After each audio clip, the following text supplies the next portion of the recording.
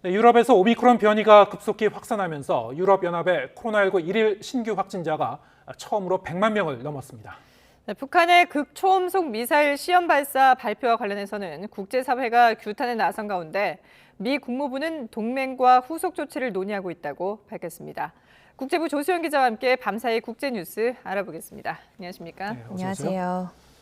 네, 유럽연합의 코로나19 일일 확진자 수 100만 명을 넘었군요. 네, 그렇습니다. EU의 하루 신규 확진자가 100만 명을 넘어선 것은 코로나19 대유행 이후 처음입니다.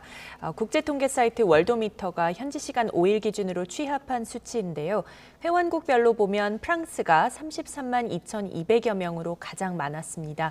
그다음은 이탈리아 18만 9,100여 명, 그리고 스페인이 13만 7,100여 명, 독일 6만 3천여 명 순이었습니다. 영국의 경우 이날 신규 확진자 수가 19만 4,700여 명으로 프랑스 다음으로 많았는데 아시다시피 영국은 EU에서 탈퇴를 했기 때문에 EU 종합 집계에서 제외된 겁니다. 최근 유럽 각국에서 확진자 규모가 이렇게 불어난 데에는 전파력이 강한 오미크론 변이 확산 영향이 큰 것으로 분석이 되고 있습니다. 네, 미국도 오미크론 확산세가 아주 거센 상황인데 그런데 네. 뉴욕에서는 지금 오히려 중환자 수치가 더 낮아지고 있다고요? 네, 그렇습니다. 최근 집계를 보니까 그렇게 나왔습니다. 지난 4일 뉴욕주의 코로나19 입원 환자 수를 보면은 2020년 5월 이후 처음으로 10,000명을 넘겼는데요. 입원 환자 규모는 이렇게 크지만 이전과 비교해서 중증 환자 비율은 감소했습니다. 뉴욕주 최대 병원 네트워크인 노스웰 헬스는 코로나 환자 가운데 중환자실까지 가는 비율이 종전 35% 수준에서 최근 10% 정도로 떨어졌다고 밝혔습니다. 뉴욕주 집계 결과 지난해 1월 5일 코로나19로 입원한 전체 환자 8,600여 명 중 1,400명이 중환자실에 수용됐는데요. 올해 같은 날을 보니까 전체 입원자가 1,100여 명이었는데 이 가운데 1,300여 명이 중환자실에 있었습니다. 1년 전보다 입원자 수는 증가했지만 중환자실에서 치료를 받는 환자는 감소한 겁니다. 백신 접종을 마친 환자들의 회복이 빠르다는 사실도 확인이 됐습니다. 노스웰 헬스에 따르면 백신 접종 완료자는 평균 4일간 병원에 머물렀지만 미접종자의 경우에는 평균적으로 거의 2주간 입원해야 했습니다. 이에 대해 월스트리트 저널은 뉴욕주처럼 접종률이 높은 다른 지역에서도 중환자 비율이 줄어드는 현상이 앞으로 나타날 가능성을 시사한다고 분석했습니다. 네, 이번엔 북한 관련 소식 알아보죠. 네. 북한의 극초음속 미사일 시험 발사, 여기에 대해서 국제사회가 우려를 나타내는데 네. 미국 정부의 공식 입장도 나왔죠? 네, 그렇습니다.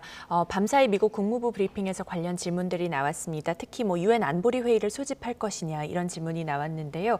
네드 프라이스 국무부 대변인은 동맹과 후속 조치를 긴밀히 논의하고 있다고 답했습니다. 이어 북한의 탄도미사일 발사를 규탄한다는 입장을 재확인하면서 다수의 유엔 안보리 결의 위반이자 북한의 인접국과 국제사회에 위협을 가하는 것이라고 지적했습니다. 프라이스 대변인은 북한의 추가 도발을 삼가하고 지속적이고 실질적인 대화에 나서라고 촉구하는 이유라고 덧붙였습니다. 이런 가운데 미국과 유럽 국가들이 오는 10일 북한의 최근 탄도미사일 발사 문제를 논의할 안보리 회의 소집을 요청을 했다고 스푸트니크 통신이 외교 소식통을 인용해서 지금 보도를 하고 있습니다. 네, 그런데 북한이 이렇게 극초음속 미사일 시험 발사를 했다고 발표를 한 데 대해서 일부 전문가들이 의구심을 나타내고 있다고 하는데 왜 그런 건가요? 네, CNN이 여러 전문가들을 인용해서 종합적으로 전한 내용인데요. 북한이 극초음속 미사일 시험 발사를 했다는 사진을 공개했지만 이를 본 미사일 전문가들은 보여진 게 뭔지 확신할 수 없었다고 전했습니다. 미국 미들버리 국제학연구소의 조슈아 폴락 선임연구위원은 이 미사일은 기동식 재진입체 MARV를 탑재하고 있는데 북한은 이를 극초음속이라고 칭하고 있다고 설명했습니다.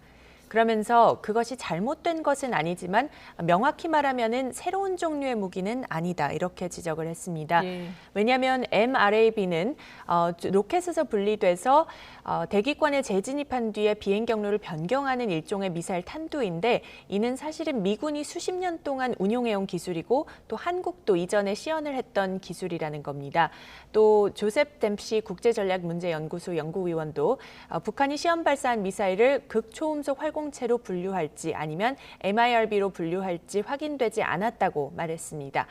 CNN은 북한이 극초음속 미사일을 완성하려면 향후 2~3차례 더 시험 발사할 필요가 있다는 세종연구소 정성장 북한연구센터장의 견해도 소개를 했습니다. 다만 전문가들은 미사일 방어망을 뚫을 수 있는 극초음속 미사일이 만약 핵탄두와 결합을 하게 될 경우 판도를 바꿀 수 있다는 점에서 앞으로 북한의 행보를 계속 주시할 필요는 있다, 이렇게 진단을 했습니다. 예.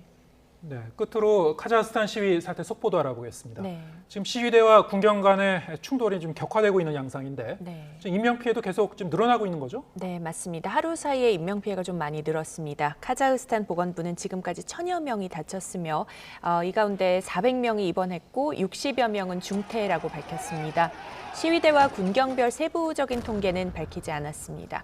또 카자흐스탄 내무부에 따르면 18명의 보안 요원이 숨졌고 700여 명의 경찰과 군인들이 부상한 것으로 전해지고 있습니다.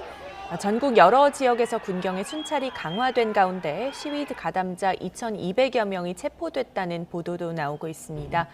최대 도시 알마티에서는 시위대 측에서 사망자가 발생했다고 목격자들이 전하고 있는데 아직 공식 확인되지는 않은 상황입니다. 연료값 급등에 따른 민생 불안이 정부를 향한 반감으로 번진 이번 시위 사태로 카자흐스탄 전국이 연초부터 위태로워지고 있는데요.